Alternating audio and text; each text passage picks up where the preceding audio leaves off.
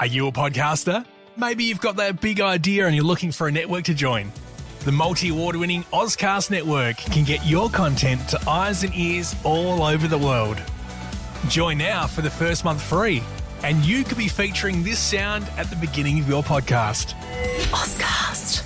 Simply head to ozcastnetwork.com for details. Your adult child has just announced that you're about to become a grandparent. Now, for most of us, this will bring about many emotions. Hopefully, most of them joy and excitement. But there are often questions and concerns about the expectations that your offspring will have about your roles as grandparents. Now, these concerns may play out on both sides, and it's important that both parties discuss expectations and boundaries that will need to be considered when entering this new phase of life. Now, there's no manual for being a parent, and there's certainly not one for being a grandparent either. What kind of grandparent would you like to be when your children have grandchildren? When a grandchild arrives, many people look forward to new and important roles supporting their grandchild's parents. Now, this can range from practical support like cooking meals to emotional support, listening to worries. Some grandparents play a role looking after their grandchildren when their children are working, studying, or doing other activities. As you think about your new role, it's important to consider your own needs and preferences, as well as those of your extended family. This is especially important if you have more than one grandchild in the family and more than one child. When I became pregnant with my first child, my mum and I had discussed that she would look after my child for a couple of days a week while I went back to work. However, Mum was working full-time, and well before I got pregnant, she came back to me and said, "Actually, I'm not going to give up work. I love it. I'm going to be working full-time and I can't do this for you." She was open and honest, as is our relationship, and I fully understood her decision. I thought it was fantastic that she was going to go on working. She helped me out babysitting as much as she could on weekends. Now, my mum continued to work until she was 85, and she had 13 grandchildren. And do you know what I think? She made a really wise decision. Good on her. Imagine all that babysitting she would have had to do if she had to replicate the 2 days a week she gave me with all of those other grandchildren. Phew, would not have been possible. This is an example of how you really need to think about what you want to do with your life as a grandparent. Do you want to keep working yourself? Do you want to give up days of your week to look after a grandchild? If you have a partner, your husband, your wife, what do they see their roles in looking after grandchildren or being a grandparent? Do they want what you would want? It's really important for you to have a relationship yourself that needs nurturing. Because if you decide to look after your grandchild for 3 days a week and your partner doesn't want to do this could cause a serious rift in your relationship. Remember, the strength of you and your partner's relationship is important for you both, as you actually have a lifetime together as a couple, but you're not always going to be in the same role with your grandchildren, and you both need to be on the same page. Before the baby's arrival is the time to start really thinking about what you want, but also, do you know what your grandchild's parents want from you? Having a friendly, open chat about roles and boundaries with your grandchild's parents means that you can let them know what you can offer them, and they can tell you what they need. You need to listen, and I mean really listen, to your grandchild's parents' wants, needs, and concerns too. Parenting's changed from the days of their parenting. Changes in medical care, discipline, feeding children might not be something that you agree on or even understand.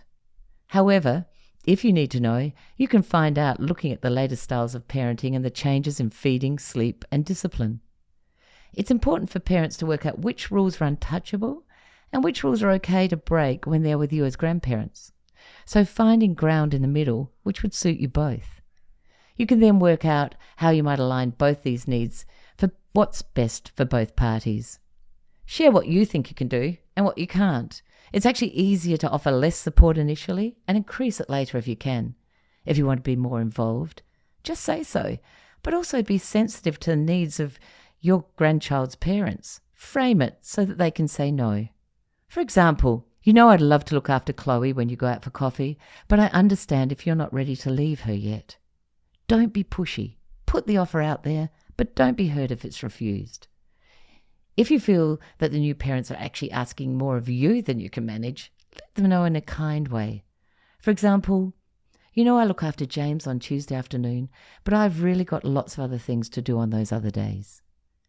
If you're concerned you're taking on too much, suggest a trial period and re-look at it at the end.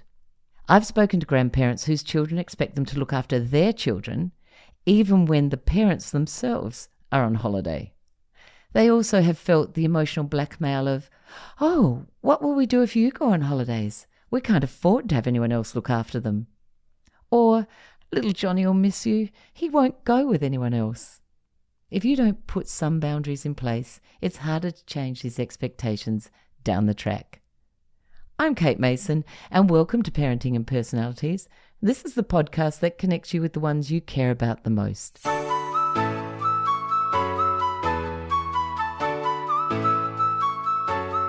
Today I'm talking to grandparents who love their grandchildren and would do anything for them. We talk about the different roles that they have in their grandchildren's lives and where they see themselves in their roles with their grandchildren. I'm talking to Kate. Now, Kate is a grandma, and I'm going to ask her how many grandchildren she has and what is the best part about being a grandparent. Okay, look, I've got 4, 2 boys, 2 girls, and they're all under 10. I just love the affection. I love the hugs and the kisses, and, you know, they're so warm and loving and responsive. That's the bit I love. I agree. They give without barriers, and that's beautiful. So do you have boundaries in place when you started becoming a grandparent with your children? Were there any boundaries you had in place?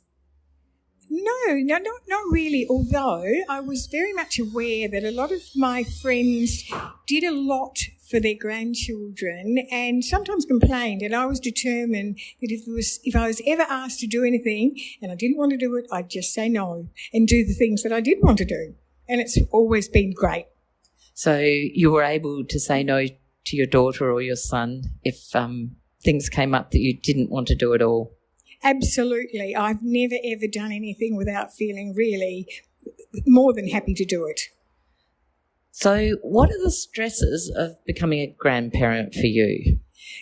I guess the main one for me has been the fact that my children have their children in their late 30s. And so, I feel as though I'm an old grandma.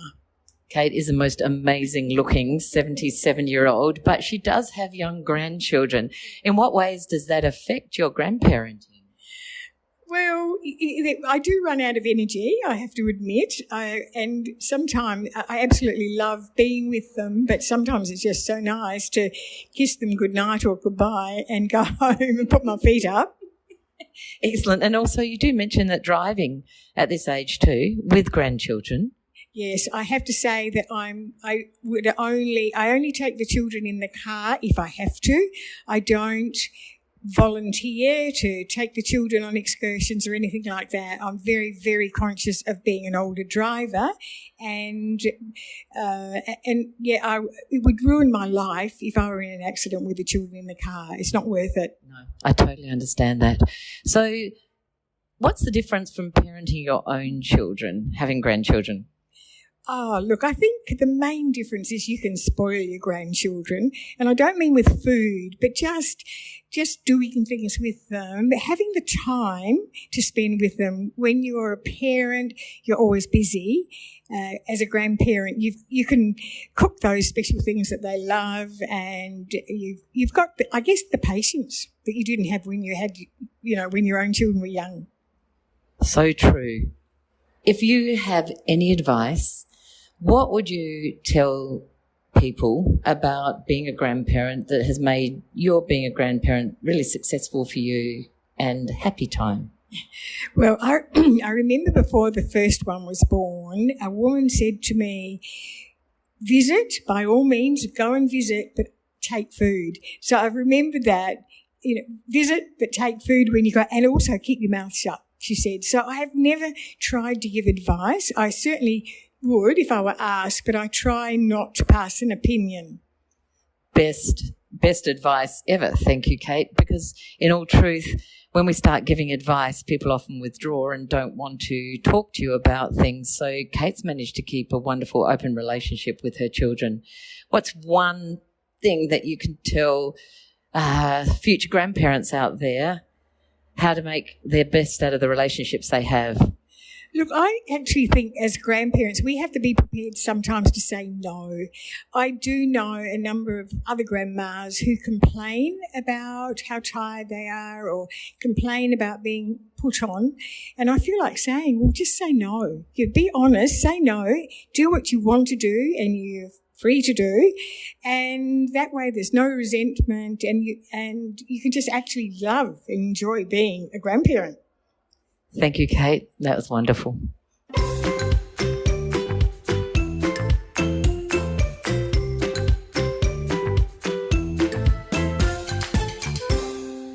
I'm talking to Marianne today. Now, Marianne has 3 beautiful grandchildren. Now, my first question, Marianne, is what do you love the most about being a grandparent?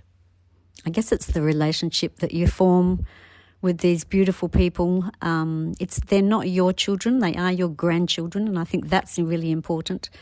And I guess grandparenting has changed so much since I was a child and what I did with my grandparents, which was go to Sunday lunch with them, I think once a week, maybe once every 2 weeks.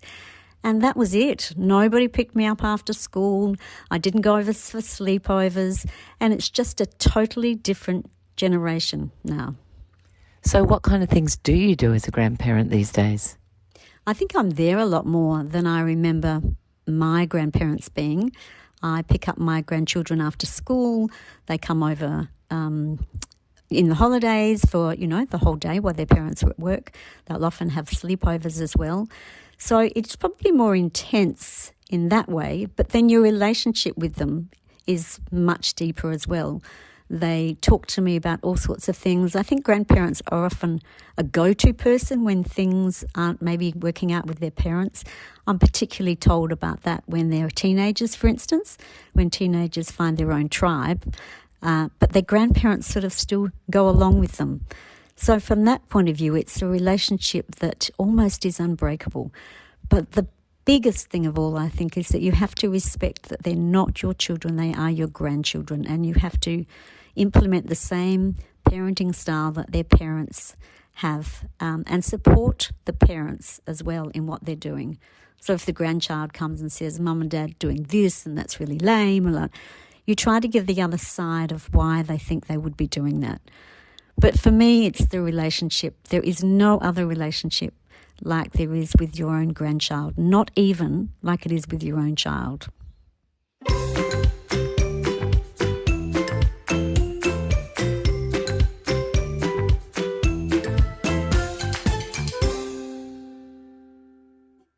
I'm talking to Diane and she has 2.5 grandchildren and she's going to let me know what is the best part of being a grandparent. I think it's just that unconditional love. You can't describe until you're there what this love is for this little child. It's a completely different love to your children. Yeah, it's just that the look on their faces when they see you and they say nanny and their arms go out, you'd give them the world. It's just, it's the best feeling. That sounds wonderful. I haven't experienced it yet, so I'm looking forward to that. Now, listen, before it all started, did you put boundaries in place for yourself as a grandparent, or did you just work it through as you went along with your daughter? Yeah, I didn't have anything set in stone. It was basically I was guided by my daughter. So whatever she wanted to do with the children, I just took her lead and went with that. Because we were talking before about grandparents not doing as parents want them to do with their children when they're looking after them and what kind of right they have around that. So what do you do with your daughter? Well, let's just say, for instance, the children have had a couple of days of having some bad food. If she says to me, Mum, this is what they're to eat today, no bad treats, I go with exactly what she says. If they're not to eat a certain thing and they want it and she's not there, I don't do the wrong thing. They're given what she says.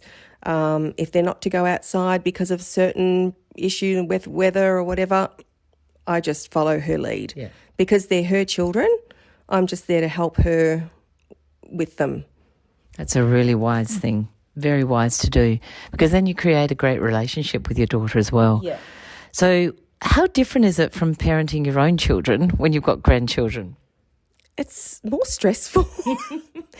I think the thing is, when you're looking after them, you've got a heightened sense of stress in one way, because you don't want anything to happen to them while they're in your care. So you're a little bit more on edge, making sure you follow them. I'm a bit of a helicopter grandma. I'm making sure that they're okay wherever they are.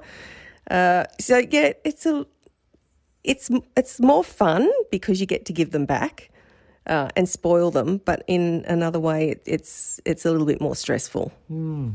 That's really interesting. So just the final thing, what's different about parenting these days to what it was when you were brought up? What do you feel is the biggest difference between the way you parented and the way that your daughter might be parenting? Is there any difference? They're a lot freer with their children these days. The kids have got a lot more free rein to run around the house, and they jump over couches, whereas I probably would have been saying no. We used to hand feed our children with spoons and not let them make a mess. These days they're just given, whatever, and they're using their hands to feed themselves. There's mess everywhere. Yeah, it's a little bit more relaxed parenting, I think, which I don't think is a bad thing. No.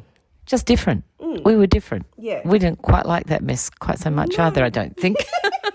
Now, if you've got one bit of advice to give to someone who is a grandparent out there that would like to get along really well with either their daughter-in-law or their daughter or their son-in-law, what's your recommendation?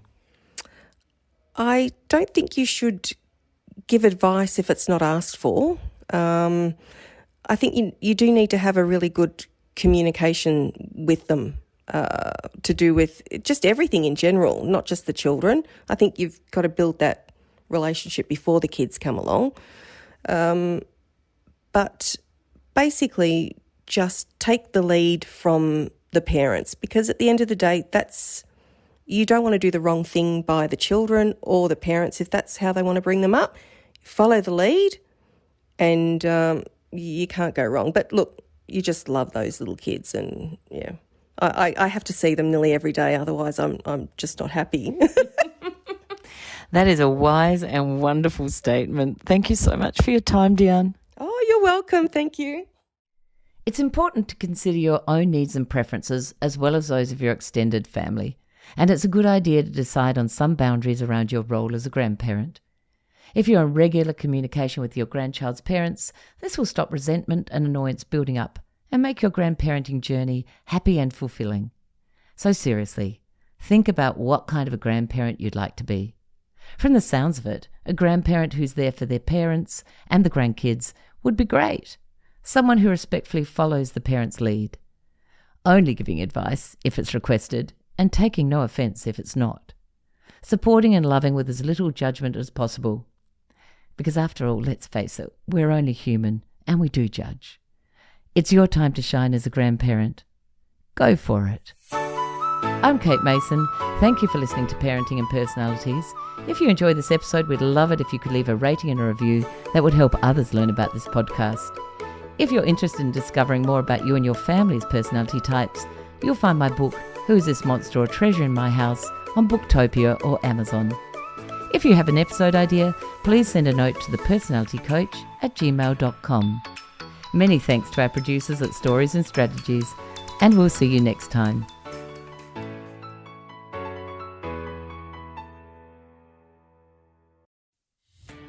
Are you a podcaster? Maybe you've got that big idea and you're looking for a network to join.